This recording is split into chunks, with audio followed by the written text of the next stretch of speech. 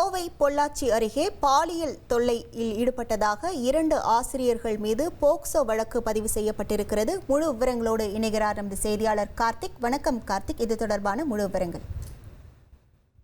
வணக்கம்.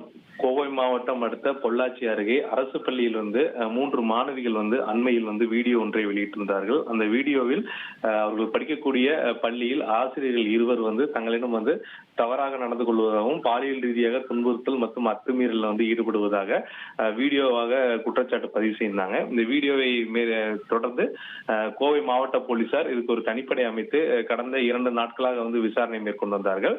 பள்ளியில் 200க்கும் மேற்பட்ட மாணவர்களிடம் விசாரணை மேற்கொள்ளப்பட்டது. நேற்றைய தினம் பாத்தீங்கன்னா அந்த மாணவிகளுடைய பெற்றோர் மற்றும் குழந்தைகளிடம் மகளிர் போலீசார் விசாரணை மேற்கொண்டு வந்தாங்க. இந்த சூழல்ல பள்ளியில் இருக்கக்கூடிய 2 ஆசிரியர்கள் மீது போக்சோ பிரிவின் கீழ் 2 வழக்குகளின் அடிப்படையில் இந்த வழக்கானது பதிவுபட்டு மேல் விசாரணை நடைபெற்று வருகிறது. பேரூர் அனைத்து மகளிர் போலீசார் இந்த வழக்கை விசாரணை மேற்கொண்டு வருகிறார்கள். இவர்கள் மீது எந்தெந்த பிரிவில் வழக்கு பதியப்பட்டுள்ளது, எந்த ஆசிரியர்கள் மீது வழக்கு பதியப்பட்டுள்ளது என்கின்ற தகவல்களை காவல்துறை விரிவாக தெரிவிக்கவில்லை. தொடர்ந்து இவர்கள் கைது நடவடிக்கை இருக்கும் என்ற ஒரு உத்தரவாதத்தையும் காவல்துறை தரப்புல தகவல் கொடுத்திருக்காங்க. பள்ளி வளாகத்தில் மாணவர்களிடம் தவறாக நடந்து கொண்ட ஆசிரியர்கள் மீது போக்சோ பிரிவின் வழக்கு பதிவு செய்யப்பட்டது மிக முக்கியமாக பார்க்கப்படுகிறது. உங்கள் விவரங்களுக்கு நன்றி கார்த்திக்.